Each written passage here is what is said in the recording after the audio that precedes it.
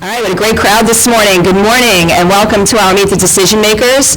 I'm Michelle Sikurka and I have the, as I like to say, awesome privilege of serving as the President and CEO for the New Jersey Business and Industry Association. Now I hear we have some competition next door, so we're going to get this crowd riled up so we can be as loud as them. Today we begin a much needed discussion about the need for comprehensive long-term asset management planning for New Jersey's aging infrastructure. Today's program is the first in our fall series, which we will conduct over the next 3 months, and these programs will culminate into an infrastructure summit that we will conduct sometime in the first quarter of 2016. The goal of this series is to elevate the dialogue, provide opportunities for education of what we know are very complex and challenging issues, ones that bring a price tag with them for sure. And we want to hear from key policymakers and business leaders so that we can be informed in a way that will allow us to facilitate an agenda for action. And when I say an agenda for action, I mean an agenda that is politically palatable and fiscally responsible.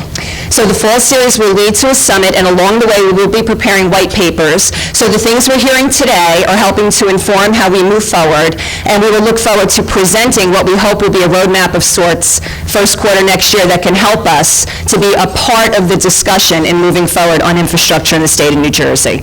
Today's topic is about the state's water and wastewater, issue that's very near and dear to my heart given my immediate history. We will hear how about the investment in water and wastewater obviously is vitally important to economic growth for the state of New Jersey. And we will explore the cost to upgrade and what the risks to our economic climate will be if we don't make those investments. We're joined today by Commissioner Bob Martin of the New Jersey Department of Environmental Protection. He will provide some insights to get us started this morning in a keynote presentation, and that will be followed by an amazing panel of speakers that includes William Varley of New Jersey American Water, Mike Ruppel of South Jersey Regional Sewage Authority, and James Cosgrove of Kleinfelter Incorporated. Before we begin, I'd like to offer a special thank you to those who make these programs possible, and that's our sponsors. Of course, we have our partner sponsor, NJM Insurance Company, our premier sponsors, AT&T, Connell Foley, and Verizon, our diamond sponsor, Ogletree Dinkins, our grand sponsors, Jersey Central Power and Light, New Jersey Resources, and Archer and Griner, and today's event sponsor, Environmental Resource Management. And some have displays outside, so I invite you to spend time with our sponsors today and get to know them because they bring very important resources to all of you. So let's have a round of applause for our sponsors, please. So as I noted, today is the start of an important process for BIA, encouraging a public dialogue and beginning to develop solutions aimed at updating our aging infrastructure. And we begin, again, as I said, with the most important, I would say, issue for infrastructure, and that is water and wastewater. Now, 5.5 years ago, Commissioner Martin recruited me to NJDEP, where I worked with him before coming to NJBIA last October.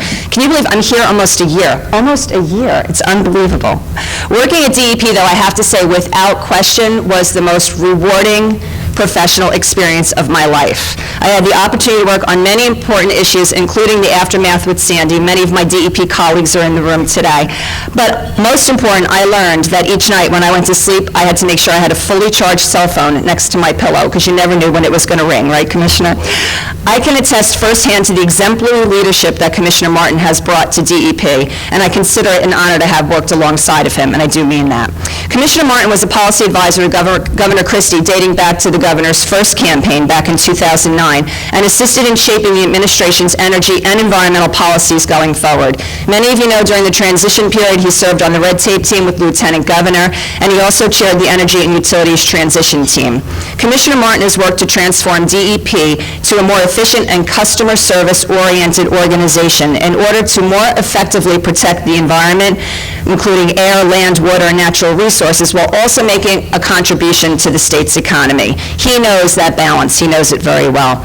An accomplished business and industry leader with recognized expertise in energy and utilities, in 2008, Commissioner Martin retired as a partner with over 25 years from Accenture LLP, the world's largest business and technology consulting firm. It is my extreme pleasure to introduce our keynote and distinguished decision maker this morning, Commissioner Bob Martin.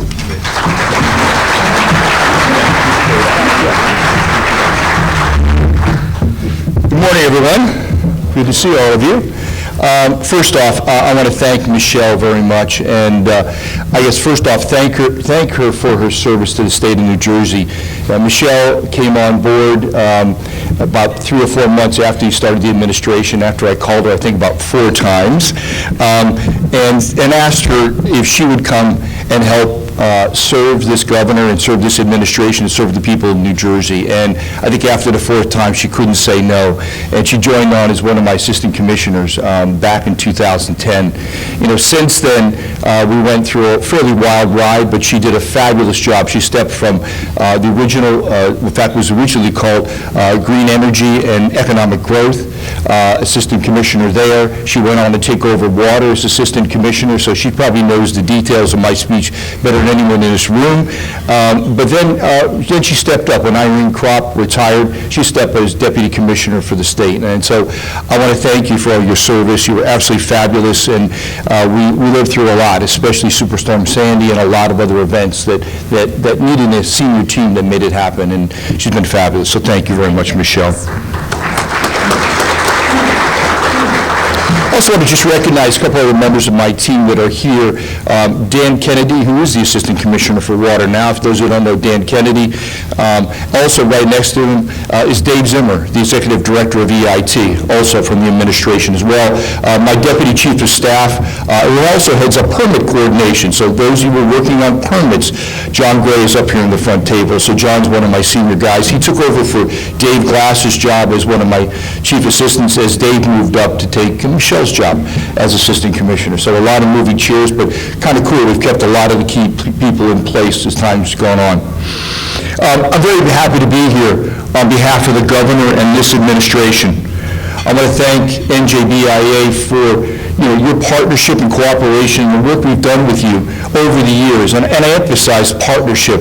We work with a lot of stakeholders across the state. And that is a lot of different groups, whether environmental groups, business groups, individuals, mayors. Our job is to work with all aspects of it. And from day one, that's been our commitment, to work with different stakeholders. And NJBIA has been an absolutely fabulous stakeholder and a partner to us. And I think that helps shape public policy. By getting good input, we get better public policy. And that's been my commitment since day one and always will be as we continue moving through this. Again, I see a lot of familiar faces in the audience, which is absolutely wonderful. And yes, I am still here after 5.5 years.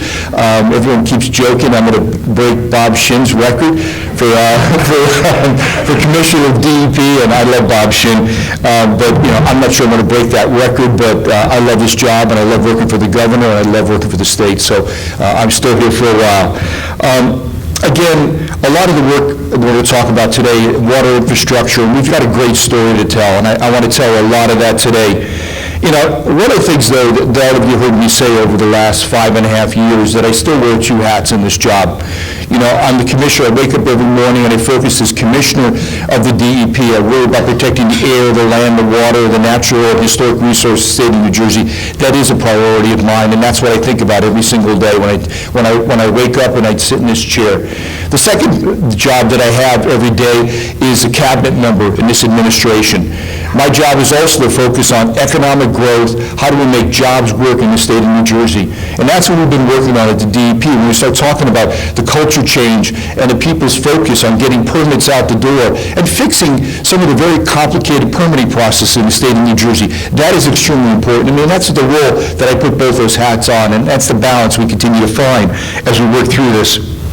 And again, I've been very proud to be in this administration with the governor who's made sure that the environment is a priority, but at the same time, we focus on economic growth. I recognize since day one, that the value of looking at the strengths and weaknesses in the water supply system, both wastewater and drinking water in the state of New Jersey, was extremely important, and look for those deficiencies. I've been very consistent in the message that I've delivered, because of my background from the private sector, that asset management and long-term capital investment are critical to improving any infrastructure, any water infrastructure anywhere in the world, and especially in the state of New Jersey. We are addressing these needs in a practical way that have not broken the bank, and that's extremely important. Capital investments are extremely expensive, but they got to be viewed over a long period of time. Let me start talking about some of that, but let me start first with some of the challenges. DEP and EPA have estimated that New Jersey's total water infrastructure investment needed over the next 20 years is in the range of $45 billion. We estimate that both in wastewater and CSO infrastructure, there's somewhere around $37 billion that's needed, and drinking water infrastructure, somewhere around $8 billion. So why is this investment needed? We need to address the challenges that are facing us. We need to address aging infrastructure. We need to address the vulnerabilities to natural hazards. We need to address the cost of emergency repairs and disruptions to service. Let me share with you the magnitude of some of the challenges we have. Any kind of major event can cause disruption to service. Superstorm Sandy highlighted how such disruptions can affect the operations of both wastewater and drinking water in the state of New Jersey. It also has the potential to affect public health and safety. When we saw at that point in time, we estimated after the storm that the infrastructure damaged from Superstorm Sandy was in excess of $2.6 billion from that storm. Almost 100 wastewater treatment facilities were damaged, and more than 400 community drinking water systems were impacted from that storm. PVSC, which is one of the largest sewage treatment facilities in the country, was severely affected. The plant serves 48 million municipalities and over 1.4 million people. When Sandy struck, millions of gallons of water of tidal surge flooded through the tunnels and galleys of that facility. It took 5 days to restore the flow and some level of treatment to that facility. We estimated more than 2 billion gallons of untreated wastewater discharged in the Passaic River over 5 days after the storm because of the damage just to that one facility only. The storm also damaged pump stations and wastewater collection systems across several coastal and tidally driven areas. MCUA and several other facilities were also hit. Sayreville facility also went completely underwater. So the damage we saw across the state was significant. It also highlighted the vulnerabilities that we had. After the storm, Governor Christie laid out a vision for resiliency for the state of New Jersey. The plan was to purchase over 1,000 storm-damaged homes. It laid out a plan of elevating homes across the state. Protecting energy infrastructure was also critically important. He wanted to provide grants to towns for storm resiliency projects. He also wanted to provide a full coastal protection system, which we continue to work on today, directed by DEP. And one of the major things that we recognized we had to do was to rebuild the water and wastewater infrastructure of the state of New Jersey. That resiliency was absolutely critical. Increasing that resiliency became one of the top priorities for DEP after that storm, and we continue to work on that today. And we recognize that that was not a one-year investment. That was going to take multiple years and take billions of dollars to make that happen. We are addressing long-term resiliency through the best management practices and rule amendments that DEP has laid out. We are focusing on 4 key areas, each of which has guidance documents published on our water program's website. The 4 key areas are emergency response preparedness and planning guidance, asset management guidance, flood protection guidance, and auxiliary power guidance. I'd like to discuss each of these areas. The first aspect of resiliency is emergency planning and preparation.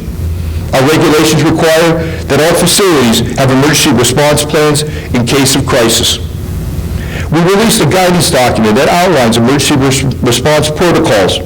They're aimed at enhancing continued effective operations and minimizing disruption, fostering communication with customers and emergency responders, clarifying individual respective and collaborative roles. Those key areas are the first area of planning.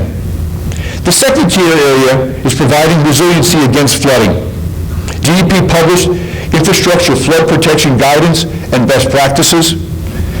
This identified design requirements governing recovery or mitigation activities that receive federal or state funding assistance. It also clarifies existing state regulations governing the recovery or mitigation activities in floodplains. For example, critical infrastructure should be constructed outside the 500-year floodplain where feasible. It also encourages measures to enhance flood resiliency for both existing and new facilities, especially when we look at making sure to identify elevation standards for critical infrastructure. And because drinking water and sewer main crossings are vulnerable to storms, we recommend measures to protect them from future storms. We also encourage measures that make pipes less vulnerable to flooding and more accessible for repairs and replacement. The third of the four major areas is power resiliency. Facilities need better backup generation. DEP published auxiliary power guidance and best practices outline. That outline provided the presence of sufficient outside generators, extended fuel storage capabilities, storage backup facilities sources for floodproofing, buildings, and alternative supplies. One story that I want to mention to you, and Michelle and I lived this night and day, unfortunately, during Superstorm Sandy, and it just emphasized how bad the situation got right after the storm. We were sitting in the Rock Center with the governor and everyone else trying to plan out at how we're going to recover after the storm. Literally, these are the days and the hours after Superstorm Sandy. And there were times where, FERC comes in and says, we got this under control, don't worry about it. And we're looking to figure out how to get fuel. Michelle and I are sitting there hour after hour after hour watching these facilities. We got a checklist of going through, and a board, we're looking at how much fuel is left at each of these facilities. We couldn't get fuel to them. And we hand to FERC our list of top priorities. And every time FERC would say, don't worry about it, it's in the system. Don't worry about it, it's in the system. Finally, we went over and say, could you guys just show us your system and your priority? What it was is, they put in the system, they had them ranked from 1 to 100 going down, and they said, so how does that number 1 get to fuel in a truck with a driver that gets loaded up, gets dropped off, and delivered, to that facility? There was nothing behind it. There was nothing there at all. Michelle and I went and grabbed the head of the state police, the head of the National Guard for the state. We sat down and said, we can't wait for the federal government. How do we get fuel to these facilities? Head of the National Guard said, all right, I got these trucks in this depots, let's go get fuel.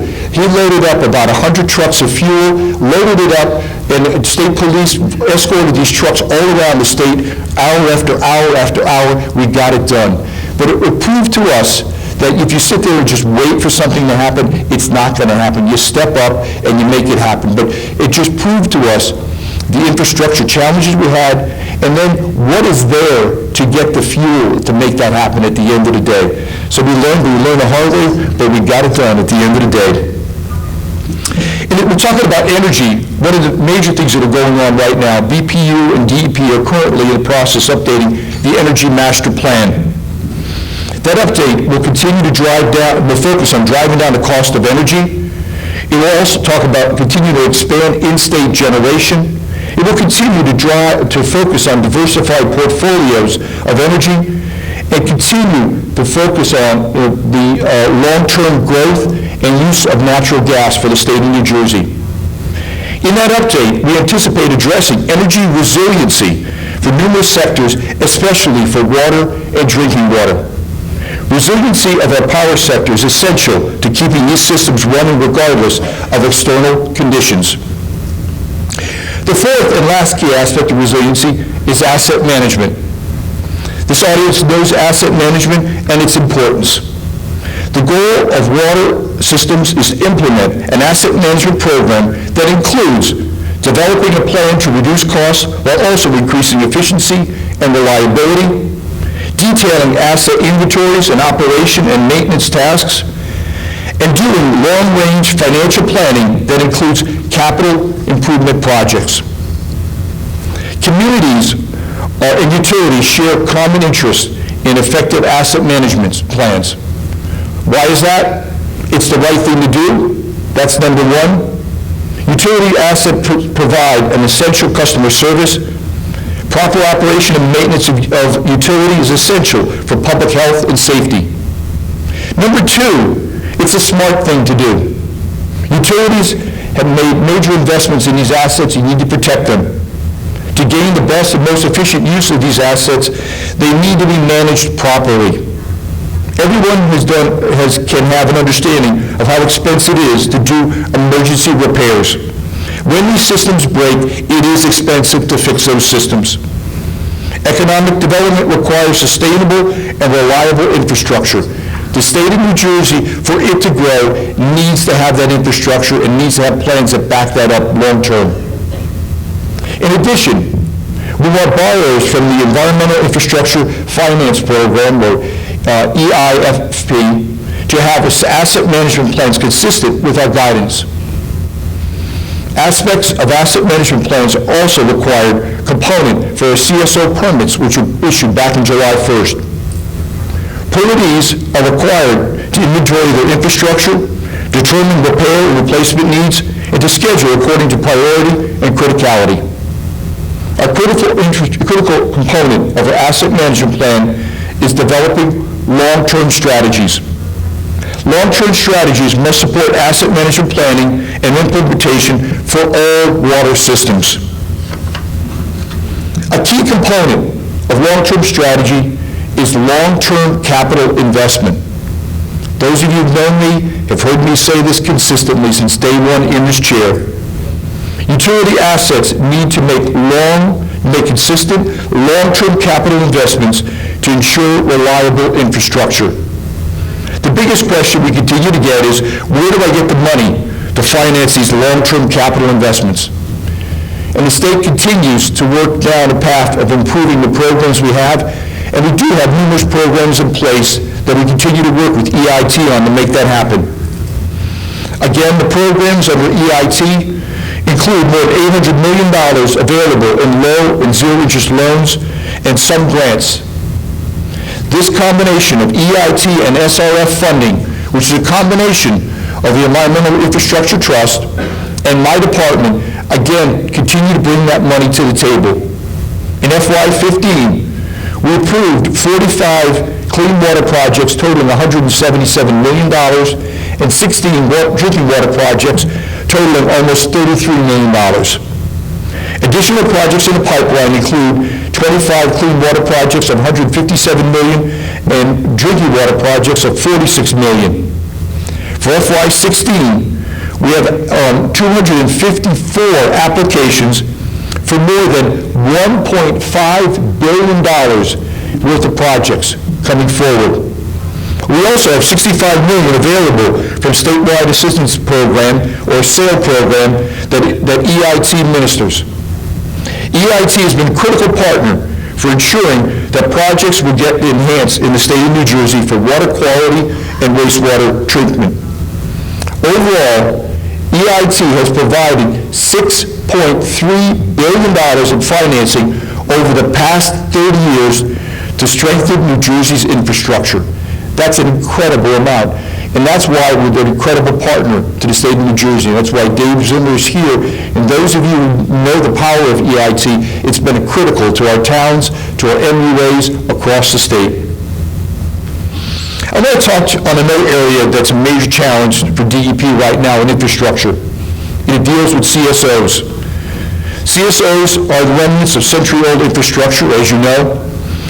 This is why DEP has taken steps to improve water quality in urban areas through a new permitting process. Towns and MUAs are required to develop long-term strategies to reduce and better control overflows in rivers and bays. There are 217 CSOs in 21 municipalities across the state. 64 CSO outflow points have already been closed. Addressing this problem requires development of long-term control plans, and major investments still need to occur. Because we are conscious of the cost of addressing these CSOs, we have laid out plans that look at these over the next 30 years. That's been the challenge in the past, where cities and towns have pushed back very hard against this because they look at the short term and say, we can't afford this bill. What we try to do is lay this out with EPA, that we have a long-term plan that focuses over a much longer period of time, such as 30 years. We expect MUAs and local officials must take a leadership role in addressing these problems. In March, the final CSO permits were issued for all 217 outfall pipes. From 2011 to 2015, our EIT program has funded over $91 million in CSO projects. Our long-term goals for CSO program are to eliminate all 217 CSOs, reduce flooding, promote green infrastructure, enhance asset management and operation and maintenance, and significantly improve New Jersey's water quality. The final area I want to talk about is public and private partnerships. Some water utilities have leveraged public and private partnerships to address challenges of aging infrastructure, increased costs, and limited resources, both financial and managerial. One of the best recent examples is the Camden Collaborative Initiative. Since 2013, EPA has worked closely with the City of Camden, the Camden County Municipal Authorities Unit, local stakeholders to advance environmental projects. We have supported multi-million-dollar investment in Camden's water infrastructure. Since 2012, NJBIA has provided support for more than $54 million of direct investment in the wastewater and water infrastructure of Camden. In the next funding cycle, we've also laid out another $30 million of infrastructure improvements in Camden. These projects yield gains associated with water and wastewater improvements. They also provide recreation space, streams and parks, and rain gardens to reduce local flooding. Investments and initiatives have been based on multiple benefits to the community, creating neighborhood parks, mitigating local flooding, and eliminating environmental threats. As a result, in Camden, we have just launched 2 new initiatives also in other cities, in Trenton and in Perth Amboy.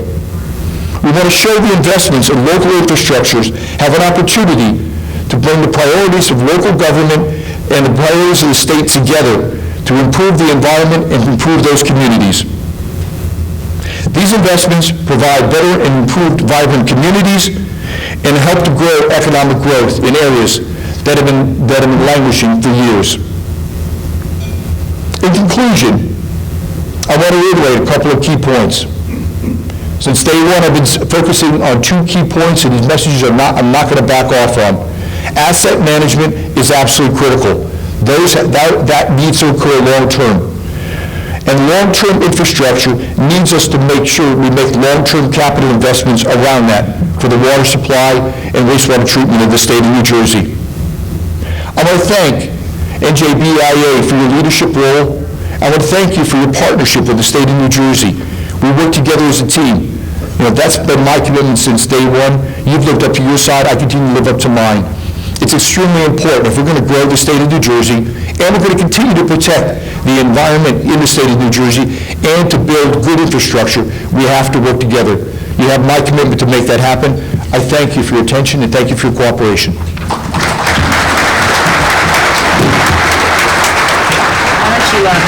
Why don't you stay right here for a moment, Commissioner, because we are going to take some questions, but I kind of want to tee up the questions to start, and then we'll just go to the audience from there.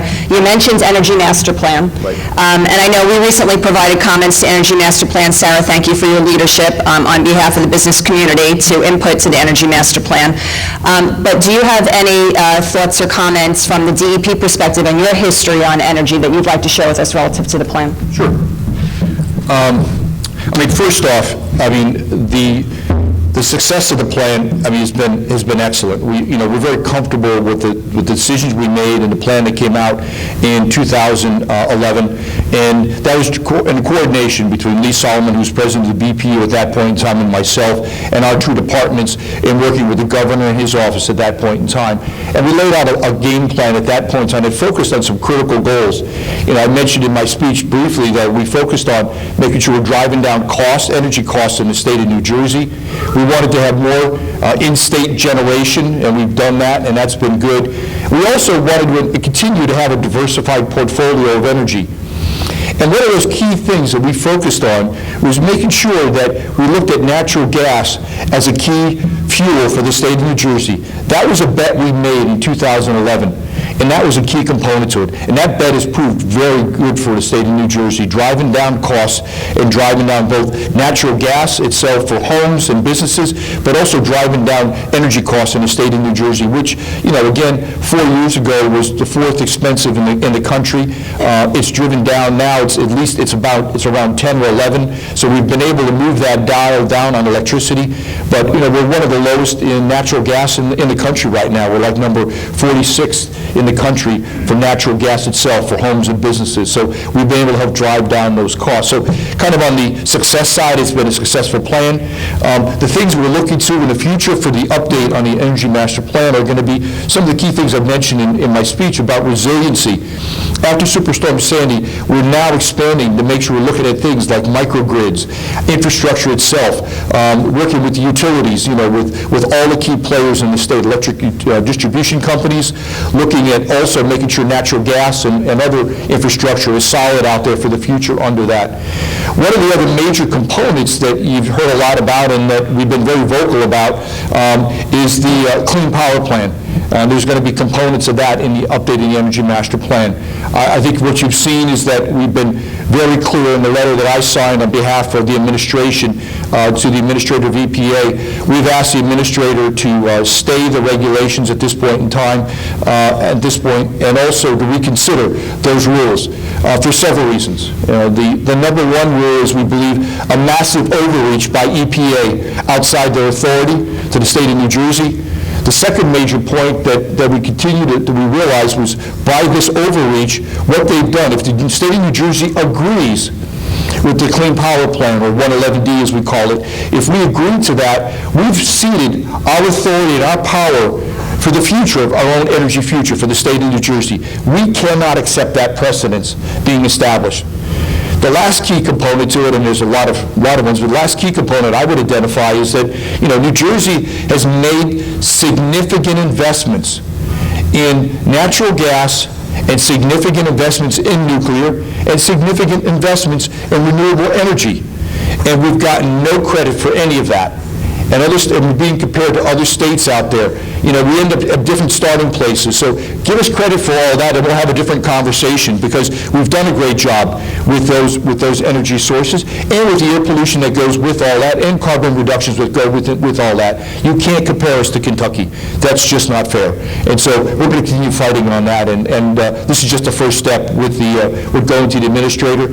I think you're going to see more steps from the state of New Jersey to protect our own interests.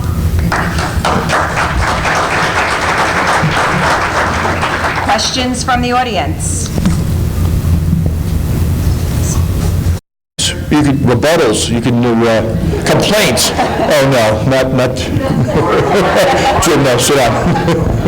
Hardly a rebuttal, but following on the same theme of treatment by the federal government, the new national ambient air quality standards are coming out, and New Jersey, as you are well aware, has made great and significant progress in ozone reduction here for the state.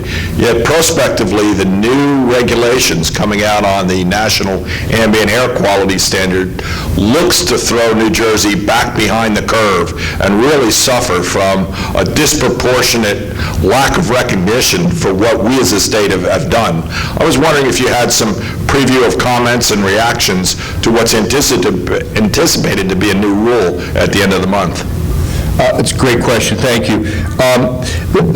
The bottom line on that one is you've done it exactly right, Jim. What we've done in the past is we've, again, stepped up and addressed ozone issues in the state of New Jersey. You know, all our power plants have stepped up and cut NOx emissions. You know, the challenges, the two biggest challenges the state of New Jersey has are out-of-state emissions coming into the state of New Jersey. You know, if we really want to focus on the problem, or what's blowing the emissions from Pennsylvania, Maryland, Ohio, Indiana, those are blowing to New Jersey. That's one thing we can't control, and that's one issue that I continue to pound on EPA, been pounding on since day one. You know, if you want to go do something, EPA, create a level playing field. And I emphasize that for the business community here. We can't have an unlevel playing field across this country where one state gets treated differently. We're living with the problems, and fine, so great, Pennsylvania's getting cheap electricity, so is West Virginia, so is Maryland, so is Ohio and Indiana. Well, guess what? We're paying for it. At the end of the day, that's not a level playing field. And that's the issue we've continued to push, and the governors continue to push back on. It's saying, create that level playing field for us overall. So we're going to keep pushing that message. The other issue that we can't control are mobile sources. I mean, you know, we can try, and we're going to, in part of what we're also going to mention is continued emphasis on trying to build more infrastructure on electric vehicles and natural gas vehicles and all that in our energy master plan. But, you know, the key issue is, at the end of the day, we're not going to shut down the turnpike and stop cars coming from out of state. You know, we can't address, there's just so much the state of New Jersey can do. So, you know, don't keep coming back to us to beat us up on these issues, on things that, because we've done our homework here, and we've done a lot of great work in the past. So we're going to keep pushing back where we think it's reasonable to push back, and we've done a great job. You look at this track record for the last 20 years, and the state of New Jersey on its air quality has done a phenomenal job, and we deserve credit for that, and we're not getting that. Thank you. Other questions? No? Okay. All right, Commissioner good. Martin, what a pleasure. Great. Thank you. Thank you. See you soon.